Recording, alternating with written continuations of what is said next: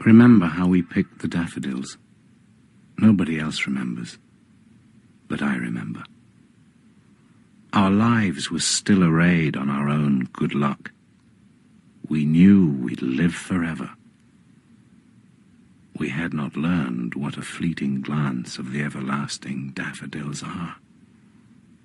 We thought they were a windfall, never guessed they were a last blessing.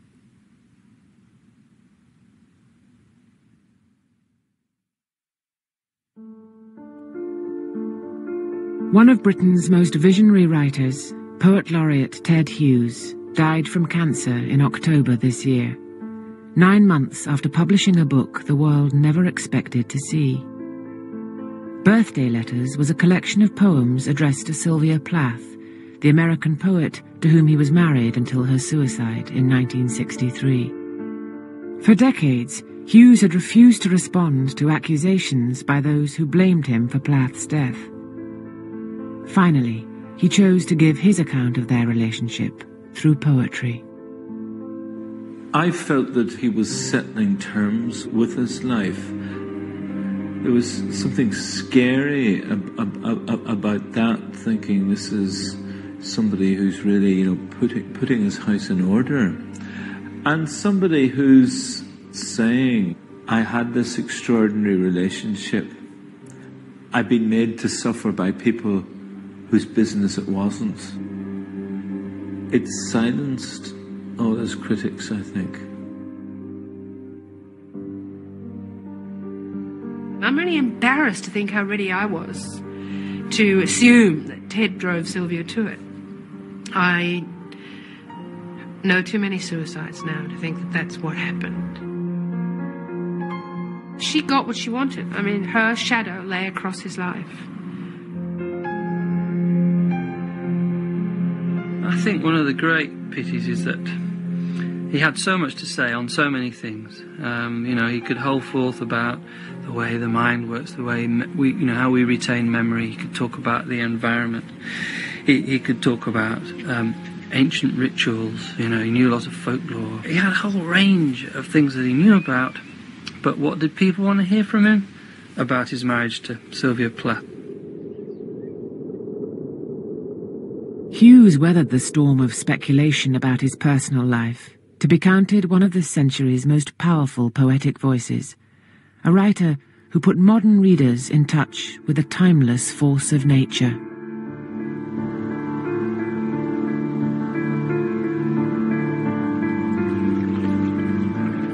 From the beginning, a landscape was to me just the living things in it.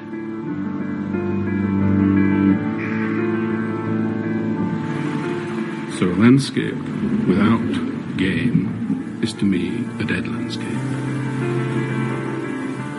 A river without life is to me just a dead object.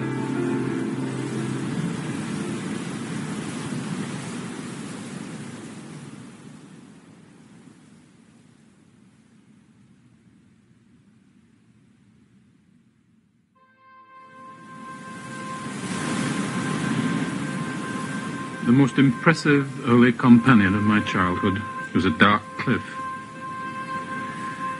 From my home near the bottom of the south-facing slope of the valley, that cliff was both the curtain and the backdrop to existence.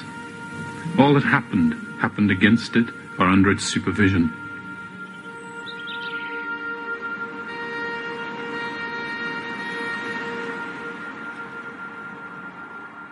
This is Banksfield, Mythenroyd, Yorkshire, and that is the house where Ted was born, there, number 1, Aspinall Street, and I was brought up in number 9, just a bit further on.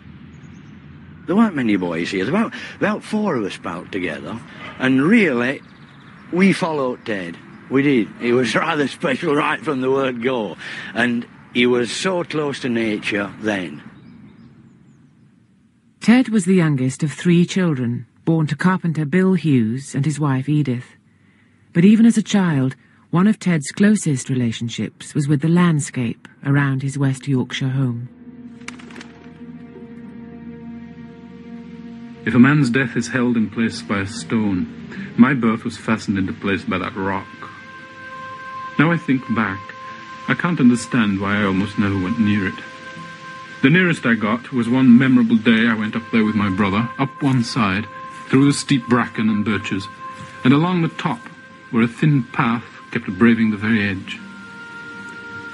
I felt infinitely exposed to be up there on the stage I had been trying to imagine for so long. I think he saw this part of the moor as the very edge of where, he said, where the longships had stopped, as if the Celts had been driven back into these crannies and fissures, and that this is where people had resided in all these little sort of nooks and caves for centuries. I've had the idea that you can look at the rock and sort of see the strata of the whole of his work in there. Down underneath there's a canal and there's a river, and there are these kind of trout and pike in there, you know, these aboriginal primitive fish swimming up and down. And then there's the rock face itself, which represents kind of struggle, the struggle that he wanted to engage with. And he said the sun only just every now and again got above this rock, and he said that if ever he found a word tattooed on the inside of his skull all the way around, it would be the word horizon. I think he was always trying to get above that horizon, but being born down in the ditch, his imagination always had one foot back there and kept pulling him back down.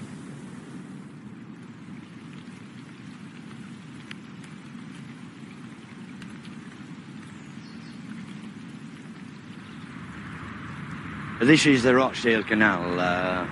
We came fishing here hours on end. And at that time, in the early 30s, we just had a cane stick with a little, they probably still have them today, just a little round net. And of course there were tiddlers about so big, we call them tiddlers. Then there were some a bit bigger. Ted knew what they were, I can't just remember what they were. But also there was this, what Ted said, there was this dreaded pike, you see, the fearsome pikeling that he knew was under this stone.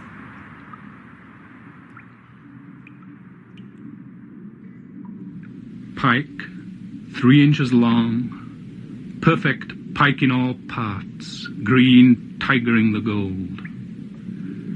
Killers from the egg, the malevolent aged grin. They dance on the surface among the flies, or move, stunned by their own grandeur, over a bed of emerald, silhouette of submarine delicacy and horror, 100 feet long in their world.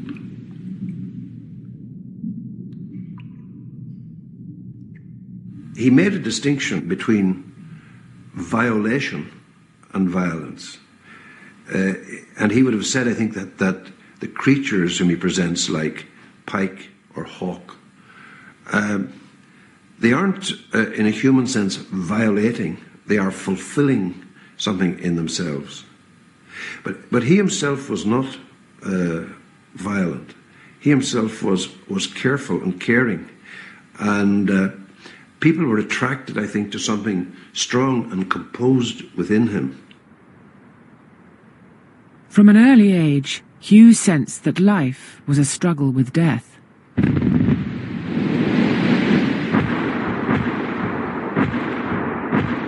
Ted's father was one of only 17 men in his regiment to survive Gallipoli in World War I, to rebuild a life in West Yorkshire. A disaster seems to hang around in the air there for a long time. I can never escape the impression that the whole region is in mourning for the First World War still. Hughes was profoundly affected by the First World War, the memory of it. He was also profoundly affected by the sense the area he was growing up in had this history at the heart of the Industrial Revolution and was being emptied out. The mills were closing. So there was this sense of loss, of so much that had been lost in the First World War in terms of people, and now the whole industry of the area going too. Days are chucked out at night. The huge labour of leaf is simply thrown away. Great yesterdays are left lying. Nose upwind, The slogging world cannot look aside or backward.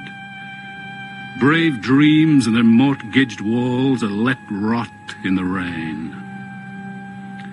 Before these chimneys can flower again, they must fall into the only future, into earth.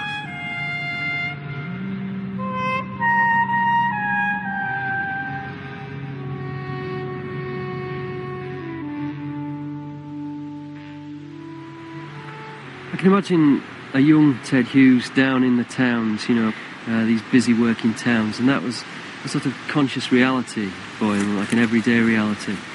But you take one step into these woods and you're through the back of the wardrobe. This is a journey into the imagination, and this is the kind of area that set fire to his imagination.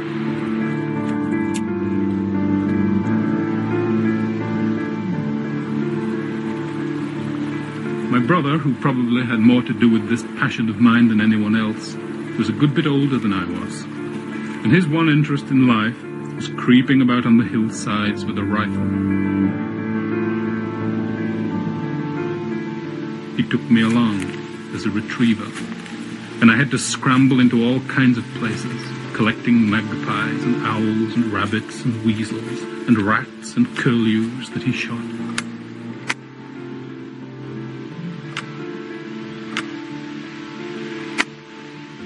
He couldn't shoot enough for me.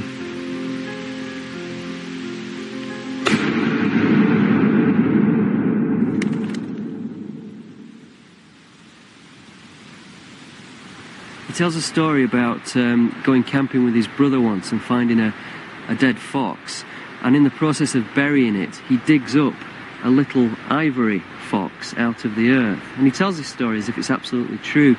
And on a couple of occasions when I went to see him at his house, I wanted to ask him about this fox. I wanted to ask him if I could see it, but I daren't.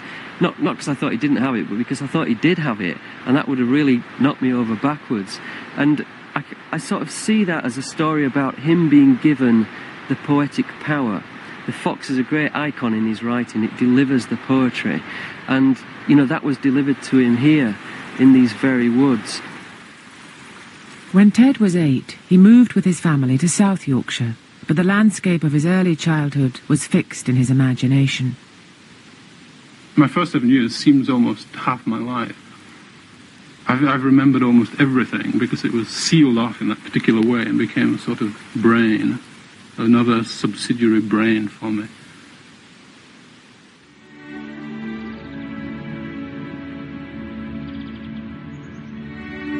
In 1951, Ted went to Pembroke College, Cambridge, to read English. His grammar school teachers had encouraged him to write poetry, but now he found that the academic study of literature was stifling his own creativity. And every week we had to produce an essay. But for some reason or other, I began to develop resistance against these essays. And I remember this was the last essay I wrote, and I stayed up till about 2 or 3 in the morning, trying to push through this barrier to write my essay. And finally, I just had to give up and went to bed. And I immediately dreamed I was back at my table. And in my dream, as I sat at my table over my essay, the door opened, and round the side of the door came the head of a fox, the height of a man. And I watched him. He came down the stair, and he was a man. He was a small man. But he was a fox, so he was just a fox on his hind legs, walking like a man. And as he came across the room towards me, I saw that it was as if he'd come out of a furnace. His whole body was one burn. He put out his hand, and it was a human hand, but it was all burned. The hand was just as burned as the rest of his body, so it was blackened and cracked and bleeding. And he put his hand on the page and lifted it off, and there was the blood print of his hand on the page. And as he put it down, he said, "You have to stop this. You're destroying us." That dream is easy to interpret, in that he felt that the kind of animal dynamism that he wanted to get into his poetry was not something to do with the intellect primarily, not to do with the intellectual inspection, analysis and study of English literature. I imagine this midnight moment's forest. Something else is alive beside the clock's loneliness and this blank page where my fingers move. Through the window I see no star. Something more near, though deeper within darkness, is entering the loneliness. Cold, delicately as the dark snow, the fox's nose touches twig, leaf. Two eyes serve a movement that now and again, now and now and now, sets neat prints into the snow between trees, and warily a lame shadow lags by stump and in hollow of a body that is bold to come across clearings, an eye, a widening, deepening greenness, brilliantly, concentratedly coming about its own business, till with a sudden sharp, hot stink of fox, it enters the dark hole of the head. The window is starless still, the clock ticks, the page is printed.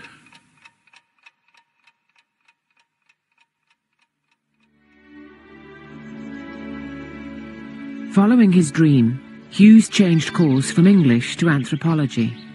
The study of ancient cultures and myth fueled his interests and fed into his poetry. He was determined to be a writer, but he needed to make a living. After graduation, he took on a series of odd jobs, including a stint washing dishes at London Zoo.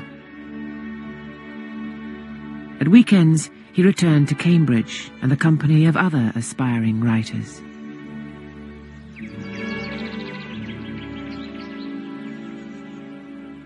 In autumn 1955, a young American arrived at Newnham College, Cambridge, on a Fulbright scholarship.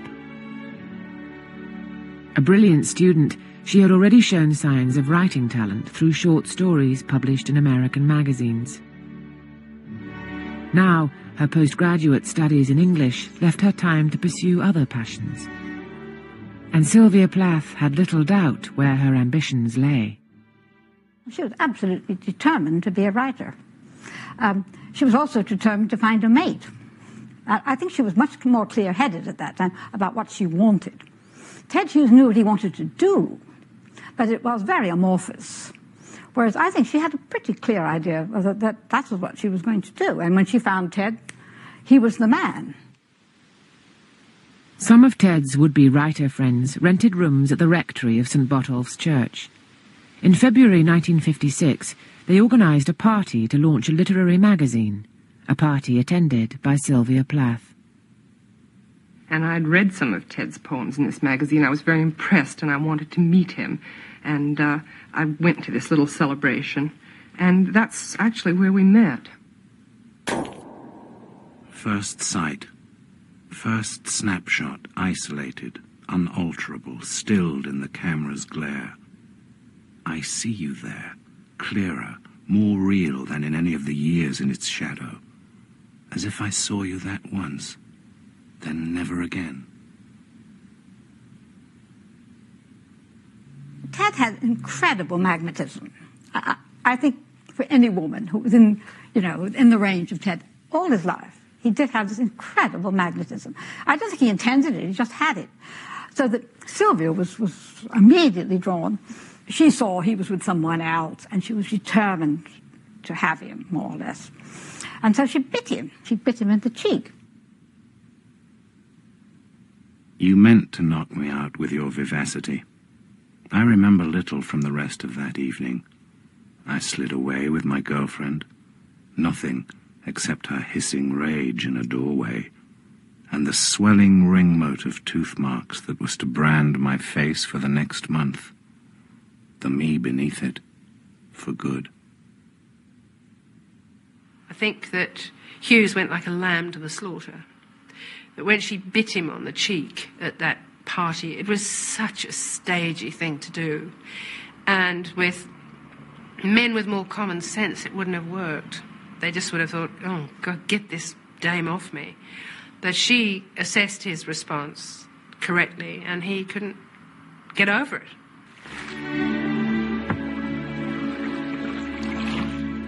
We kept writing poems to each other, and then it just grew out of that, I guess, the feeling that we both were writing so much and having such a fine time doing it, we decided that this should keep on. These were young poets marked for life by each other before tragic death occurred. There is a sense of destiny and the commitment to a life where you do what poetry tells you, as he said.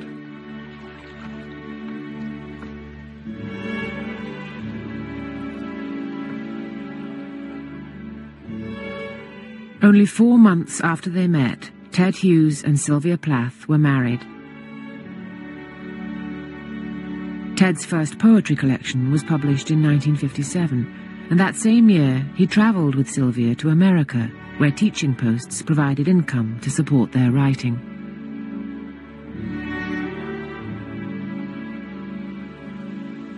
They returned to England in 1959 with a baby on the way and found a flat near Primrose Hill in London. It does seem that Sylvia Plath was an apprentice poet. She was definitely immensely talented and focused and driven towards excellence. But it does seem that Ted Hughes put her in touch with what he would call himself, her poetic self, that he had a kind of knowledge about how to do it. And he had experienced his move from the academic to the anthropological, if you like, realities. And he assisted her there.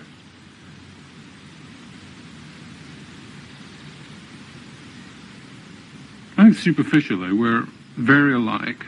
We like the same things. We live at the same tempo, have the same sort of rhythm in almost every way.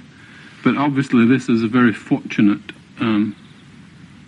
covering for temperaments that are extremely different, but that lead secret lives. You see, they content themselves in an imaginative world, so they never really come into open conflict. You wouldn't like to give the impression, though, that you spend your whole married lives thinking up poems and reading them to each other. I think our domestic life is practically indistinguishable from all the people who live around us. The only main difference is that Ted doesn't go out to work at 9 and come home at 5. He retires about 9 to his room and works. But I certainly have a life just like all the other housewives and mothers in our district, shopping dishes and taking care of the baby and so forth. And I think very few people have an idea I do anything at all except household chores and so on.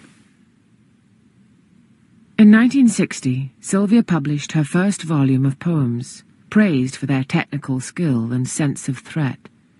Ted's second poetry collection also appeared that year and enhanced his growing reputation. He was the dominant figure. He was the man who was able to reach down and kind of use his dream world, use his unconscious. He kind of was in touch with it. And she was kind of frozen somewhere on the surface. He helped her very much to get in touch with her demons. He gave her the key to the cellar door and she went down there. You know, she was a good pupil and down she went. But what was in the cellar turned out to be nightmare.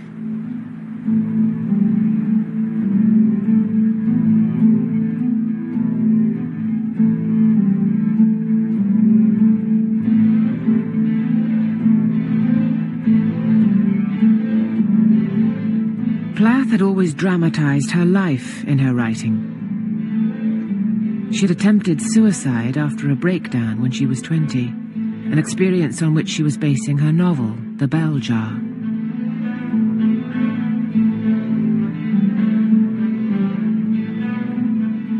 In her poetry, She was becoming even more adept at turning emotional trauma into art, but the intensity of this process made it a high-risk enterprise. Poetry, I feel, is a tyrannical discipline. You've got to go so far, so fast, in such a small space that you've just got to burn away all the peripherals. A move to Devon in 1961 gave Ted and Sylvia more space to write, but their relationship was becoming increasingly strained. Their house overlooked a graveyard, and the psychic drama being played out in Sylvia's poetry was assuming a darker edge, engulfing her husband and describing their marriage in the past tense. And we, too, had a relationship.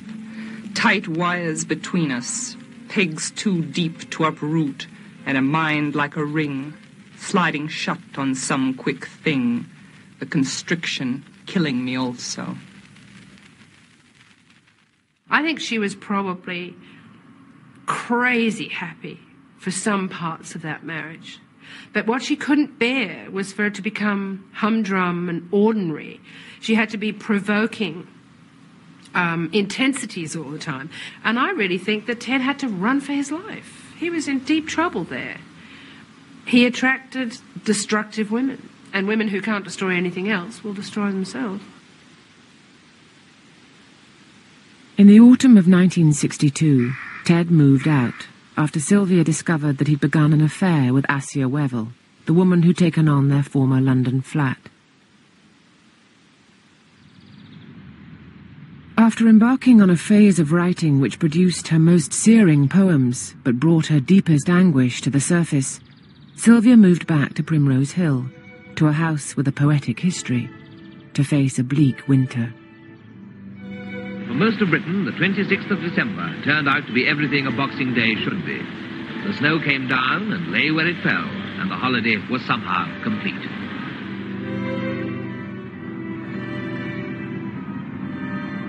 After a month of trying to put her house together, Sylvia couldn't do it. She got flu. The children got flu. The whole of England froze up. So she was isolated in this flat with her children. And in this bleak city, she could have gone home. Her mother urged her to go home, but she didn't want to. She wanted to stay in London and become a writer. She wrote better the closer the inevitable came. The intensity of the work and the hardness of its edge, its terrible imagistic clarity, just grows and grows and grows until you can't deny the fact that you're in the presence of a major poet. But a suicide note is not a major work. And in the end, that's what we got. Dying is an art, like everything else. I do it exceptionally well. I do it so it feels like hell. I do it so it feels real. I guess you could say I've a call.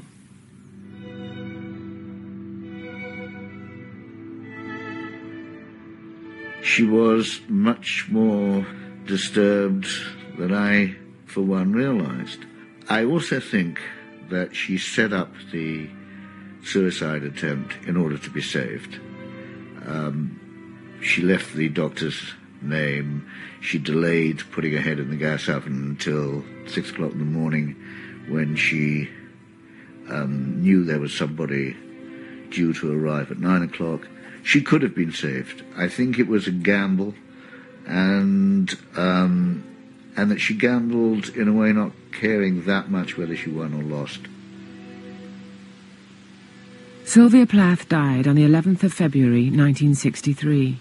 Her place in literary history secured by the work she'd written in her final months. But as her posthumous reputation grew, Plath was cast as an icon by the feminist movement, a casualty in the battle of the sexes. Feminism never had any intention of dealing with Ted Hughes. But Ted Hughes existed to be punished by feminism, and they weren't interested in, talking it out or anything like that. We had lost a heroine, and we needed to blame somebody. And there was Ted. Hughes had assumed control of the editing and publication of Plath's work, but his feminist opponents saw this as a further provocation. Some who blamed him for Plath's death chipped his name off her gravestone and read his silence in the face of their accusations as an admission of guilt. The opposition to him never credited him with any inner life. He was just like some ogre. And the fact is that he was one of the poet geniuses of the later half of the century. His inner wound was, in a sense, his subject, but the problem was that he couldn't touch that subject without seeming to exploit it. In 1969, a further tragic shadow was cast over Hughes. After the breakdown of his relationship with Assia Wevill, she killed herself and their daughter, Shura. The darkness Hughes faced entered deep into his poetry. Who is stronger than hope? Death. Who is stronger than the will? Death. Stronger than love? Death. Stronger than life? Death. But who is stronger than death? Me, evidently. Pass, Crow. Crow seems to me to be the one work, if you had to choose one, that supplies 20th century, late 20th century mankind with something to face the world with, an attitude to face the world with. It is pretty desperate, but it's resilient. Crow is resilient. He does survive. He's obscene, he's funny, he survives.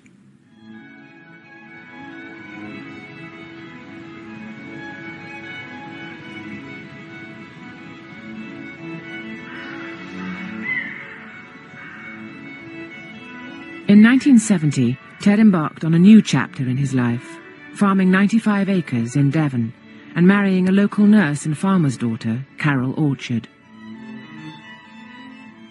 What is absolutely certain is that she gave him that degree of security at home, that base, from which he could operate as a writer. And if a poet ever can remain contented, he was contented. The wind from the north, marching the high, silvery floor of clouds, trembles the grass stalks near him. His head wobbles infinitesimally in the pulse of his life. A buttercup leans on his velvet hip.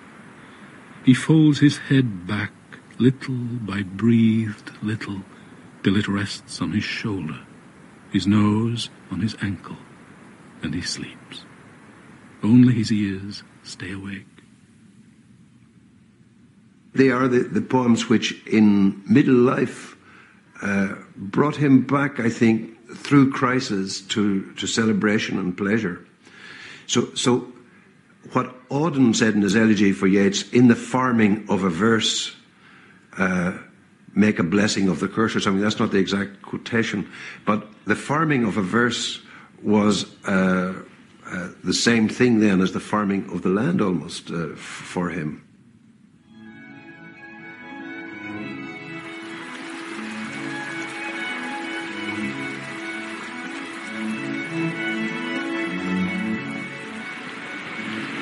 Well, this is the River Torridge, where Ted used to come and walk and fish for the last 25, 30 years of his life. And I think he felt that the river was like the artery of the countryside. It was the life force, and he liked to be close to it. He was reckoned to be around here one of the two best anglers on the Torridge. I mean, he did know every pool in this river very well indeed. And I think he knew the fish. I think he understood the fish. I didn't watch him often because I don't think he liked people prowling around watching him. But when I was supposed to be fishing and failing, I used to cast sidelong glances and see how it should be done and feel humiliated.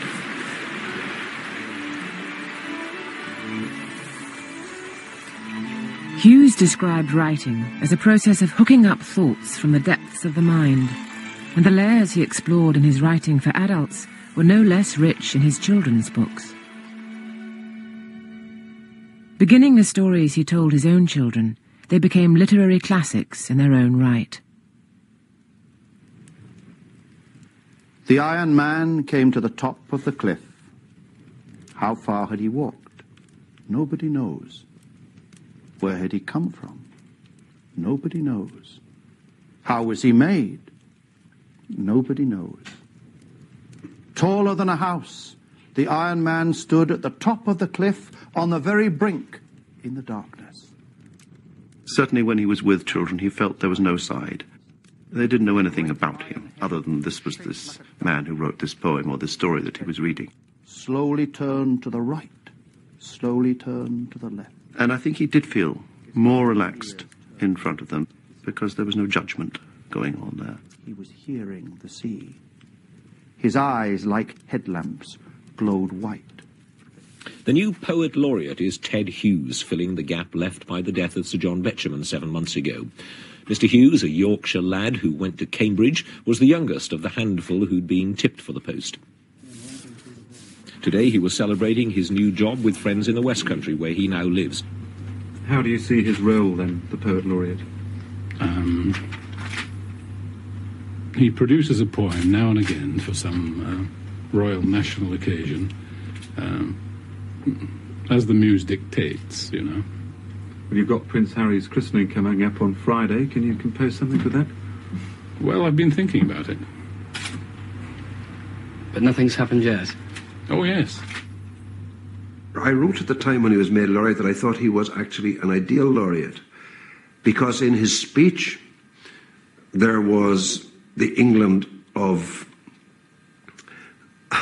Arthur Scargill, if you like. There was the miners. There was the dialect voice. There was the England outside the court. He was going to the court with the voice of that which was outside the court. He was integrating something there. Well, to me, the crown's the sort of symbol of, you know, the unity of the tribe, the spiritual unity of the tribe, anyway. And so when that's outmoded, then the laureate's outmoded. But that seems to me to be a sort of permanent value. I think it was a mistake, except that he doesn't seem to have allowed it to interfere very much with what he was writing. I mean, there are some poems about Queen Mother and so on, but I think they're worthless.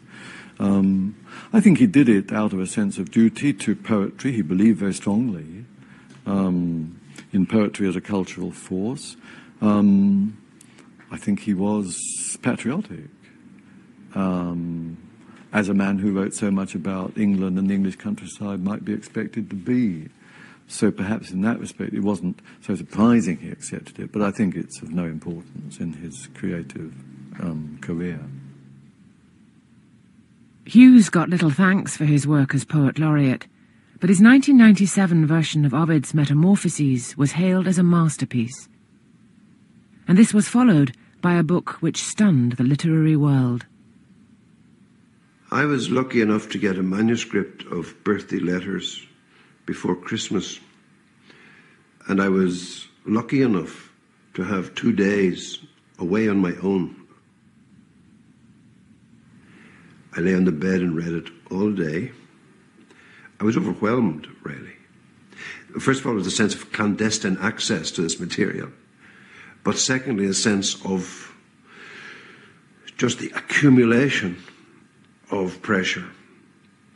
And I felt I went down under into this life and into this book, almost like a diver going down. And when I came out of the room at the end of the day, it was like coming to the surface. The poems, written over some 3 decades and virtually all addressed to Sylvia Plath, were a carefully guarded secret prior to publication. But in January this year, they hit the headlines and the book became an instant bestseller.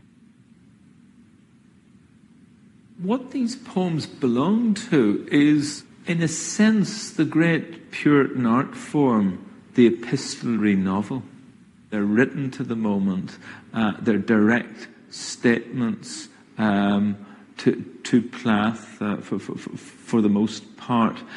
They have the intimacy, the spontaneity, and the casualness of the letter form with its honesty and sincerity and its risk-taking vulnerability. I look up, as if to meet your voice with all its urgent future that has burst in on me, then look back at the book of the printed words. You are 10 years dead. It is only a story. Your story. My story. After Birthday Letters, he was a hero. And he was a hero of a dramatic soap opera. And everybody felt they knew him. And everybody thought that they could understand that relationship because they had been given the wherewithal. And the assumption is that Sylvia didn't give you the wherewithal, that Sylvia's utterances were too difficult. Neither is true. The truth of relationships is beyond literature. I think Birthday Letters will be remembered as one of his finest collections because it manages this wonderful balancing act between being, on the one hand, true to Hughes, full of myth, as we always expect him to be, but also bringing this new voice, which is very circumstantial, rather prosy, tells you about himself. A man who'd not written much about himself, not used the word I very much. Suddenly, it's all there.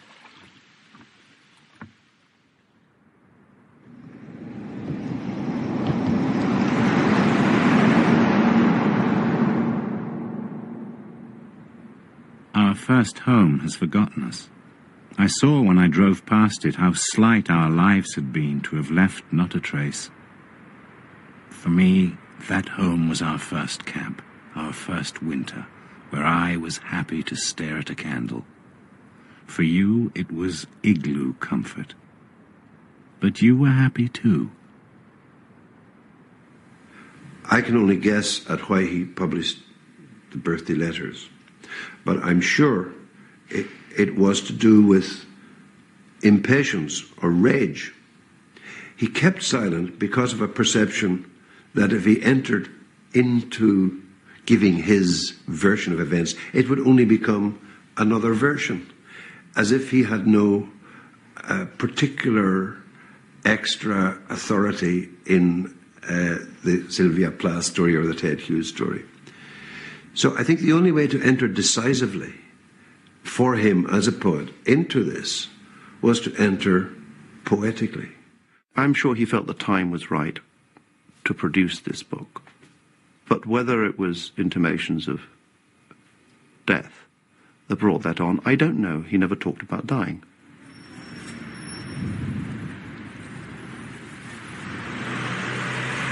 As Ted Hughes battled against cancer, he embarked on a work of classical tragedy, a version of Racine's Phèdre, a play dealing with doomed love and the cruel hand of fate. Oh, God! When I howled at his feet, when he stared at me with that statue's face, I thought he was impenetrable. Proof, a bronzed, burnished visor deflecting the whole female sex like his reputation. I was wrong. It was all a front. The right woman's touch undid his armor. I thought his eyes were stone. She found tears in them. He came to rehearsals, adored rehearsals. Considering his condition, he came to the play a lot and loved it. Loved being amongst an audience who were sitting rapt by his words. The gods have taken my life, he whispered, though it was innocent. Dear old friend, he said, after my death, protect Aricia. And if my father ever frees himself from his delusion and feels any remorse for that false charge which has destroyed his son, ask him to treat Aricia kindly. Ask him to give back to her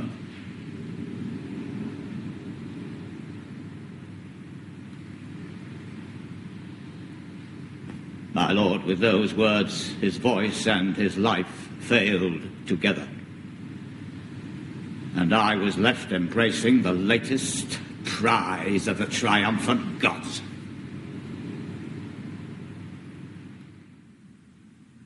Only 12 days before he died, Ted Hughes was invested with the Order of Merit. At the end, I suppose in the last 10 days, when he knew he was dying, I think it must have been totally agonizing for him and for those who knew him. But I suspect up until that, he was the full life force and life factory.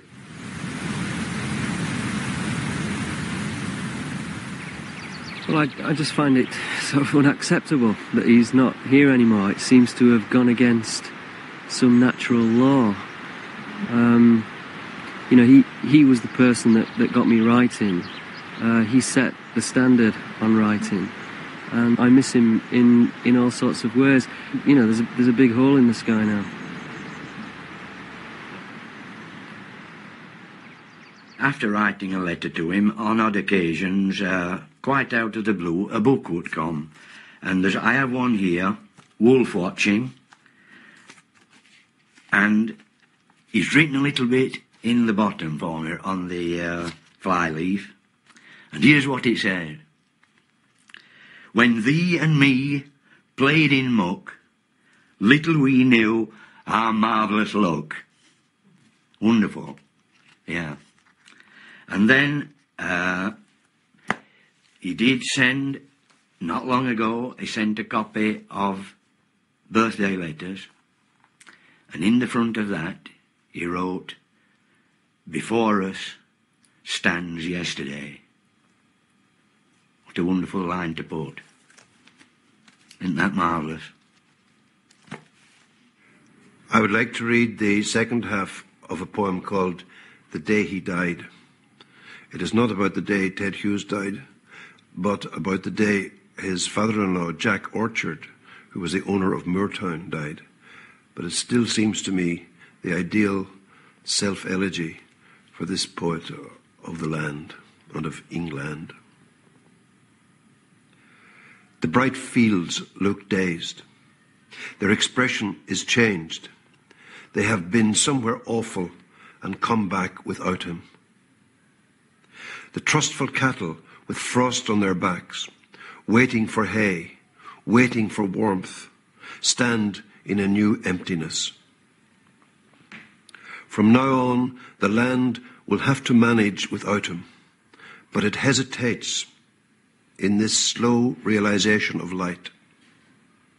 Childlike, too naked, in a frail sun, with roots cut and a great blank in its memory.